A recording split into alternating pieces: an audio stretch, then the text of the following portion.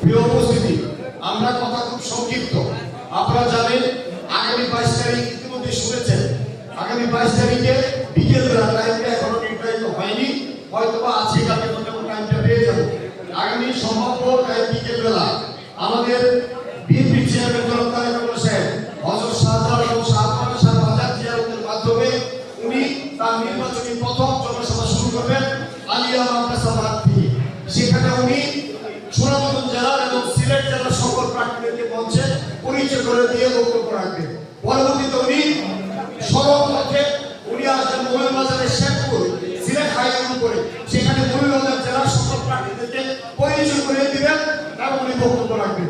পরবর্তীতে সেটা শেষ করে সড়ক পথে আবার আসবেন হবিগঞ্জের শাস্তাগঞ্জ চৌরাস্তায়, সেখানে শাস্তাগঞ্জ চৌরাস্তায় হবিগঞ্জের সকল প্রার্থীদেরকে উনি পরিচয় করে বক্তব্য রাখবেন। তারপরে আসবেন ব্রাহ্মণবাড়িয়া জেলার এই কুকুরটাপাড়া মাঠ বাইপাসের আশেপাশে সড়কের অংশে পড়েছে হাইওয়ের উপরে, সেখানে ব্রাহ্মণবাড়িয়া জেলার সকল প্রার্থীদেরকে পরিচয় করে দিয়ে সেখানে উনি বক্তব্য রাখবেন। পঞ্চম স্পট হিসাবে উনি কিশোরগঞ্জের ভৈরবে আসবেন। ভৈরব স্টেডিয়ামে উনি আমাদের কিশোরগঞ্জের 6 জন প্রার্থীকে পরিচয় করে দিয়ে উনি সকলের সামনে বক্তব্য রাখেন। অতএব এই যে ভৈরবের জনসভাটা, এই জনসভা আমাদের কিশোরগঞ্জ জেলার 6টি নির্বাচনী এলাকা বিএনপি কংগ্রেস সমস্ত মানুষের জনসভা। আমরা ভৈরব, আমরা হোস্ট উপজেলা হিসেবে আমরা সর্বপ্রকার ব্যবস্থাপনার দায়িত্ব আমরা পালন করব।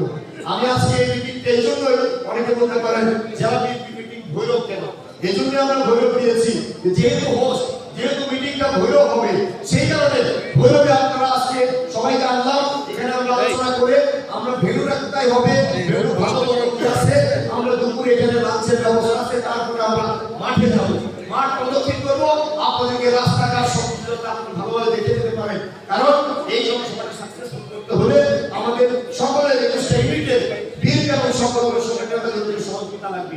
স্পেশালি আমাদের যারা এমপি প্রার্থী আছেন, আপনাদেরকে সকলেরই আপনাদের সার্বিক সহযোগিতা আমার প্রয়োজন। আরেকটা বিষয় হলো যে আমি মনে করি যেটা আমাদের গর্ব, আমাদের এটা সৌভাগ্য, আল্লাহর অশেষ রহমতে যিনি বাংলাদেশের আগামী দিনের ভাবি প্রধানমন্ত্রী, যিনি তাকে দেখার জন্য বাংলাদেশের মানুষ সেই 25 তারিখে ঢাকা এয়ারপোর্ট থেকে 300 ফিট এমআরকে হসপিটাল গুলশান বড় সারা বাংলাদেশটা ঢাকার ভিতরে ঢুকে গিয়েছিল। এরকম একটা ব্যক্তিত্ব, এই দক্ষিণ এশিয়ার জনপ্রিয় সবচেয়ে জনপ্রিয় ব্যক্তিত্ব জনাব তারেক রহমান সাহেব, যিনি এই দেশকে আন্দোলন সংগ্রামের নেতৃত্ব দিয়েছেন, আগে নির্বাচনের নেতৃত্ব দিবেন, নির্বাচনের পর আল্লাহ যদি রহমত করে, যদি জনগণ আমাদের ভোট দেয় বা নির্বাচিত হয়, আগামী দিনে বাংলাদেশের প্রধানমন্ত্রী হবে ইনশাআল্লাহ। এরকম ব্যক্তিত্ব বিএনপির চেয়ারপারসন চেয়ারম্যান জনাব তারেক রহমান সাহেব আমাদের বাড়িতে আসছে, আমাদের জেলাতে আসছে, আমাদের এলাকায় আসছে। অর্থাৎ আমরা সর্বোচ্চ সম্ভব কিভাবে আমরা সমাধান করতে পারি এই ব্যাপারে আপনাদের সকলের সহযোগিতা চাই। এখানে কিশোরগঞ্জ জেলা লাস্ট প্রান্ত হলো ভৈরব। আপনারা বেশিরভাগ লোক আমরা উত্তর দিক থেকে আমরা আসবো, সেখানে আসতে গেলে আপনাদের গাড়ি ট্রান্সপোর্ট এগুলো রাখার জন্য যে জায়গা, সেগুলো আমরা আপনাদের নির্ধারিত করে চালিয়ে দেবো। বাস গাড়ি কোথায় থাকবে, কিভাবে থাকবে, কোন দিক দিয়ে আমরা ঢুকবো, কিভাবে করবো, এই ক্ষেত্রে আমি আপনাদেরকে কথা লিখে করবো না। আপনাদের সকলের কাছে আমি আবেদন রাখবো, আমরা অতীতেও কিশোরগঞ্জ জেলার আন্দোলন সংগ্রাম রাজনীতি কর্মসূচি যেভাবে সবাই মিলে ঐক্যবদ্ধভাবে সুশৃঙ্খলভাবে আমরা এই প্রোগ্রামগুলো করেছি, এই ব্যাপারে আপনাদের সেরকম সহযোগিতা আমি কামনা করি। লোক বল দেওয়া শুধু সেটাই না, মাঠে আমাদের যে অভ্যাস, আমরা মাঠে এসে চিন্তা করে আমরা বের হয়ে আবার নেতা আড্ডা মারি, নেতার সাথে কর্মীরাও চলে যায়। অতএব এবার আমরা সবাই মাঠে বলবো, মাঠে অবস্থান করবো, যতক্ষণ পর্যন্ত নেতা আমাদের চেয়ারম্যান বক্তব্যটা রেখেছে ততক্ষণ পর্যন্ত আমরা মাঠ থেকে বের হবো না। আমরা গতকালকে চেয়ারপারসনের সিকিউরিটি ফোর্স সিএসএফ এর কর্মকর্তা এসেছি ভৈরবে, আমরা মাঠ প্রদক্ষিণ করেছি, আমরা মাঠ হিসাব করেছি, দেখেছি ইনশাআল্লাহ 60 থেকে 70,000 লোক শুধু মাঠের ভিতরেই ধরবে, আমরা কালকে হিসাব করেছি।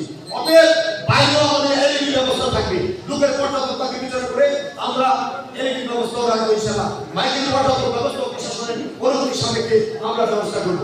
তাই আমরা আপনাদের কয়েকটি বিষয়ে পরামর্শ চাই।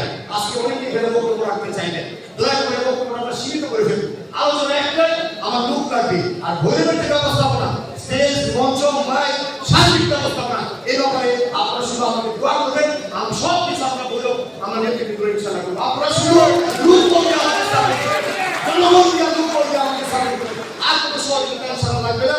আপনারা সবাই আমার জন্য দোয়া করবেন। কয়েকটি বিষয় আমি বলতে চাই। আমরা অনেকেই নেতা যারা আসছি নির্ধারিত করে দেওয়া হয়েছে। এখানে মঞ্চ খুব সীমিত থাকে।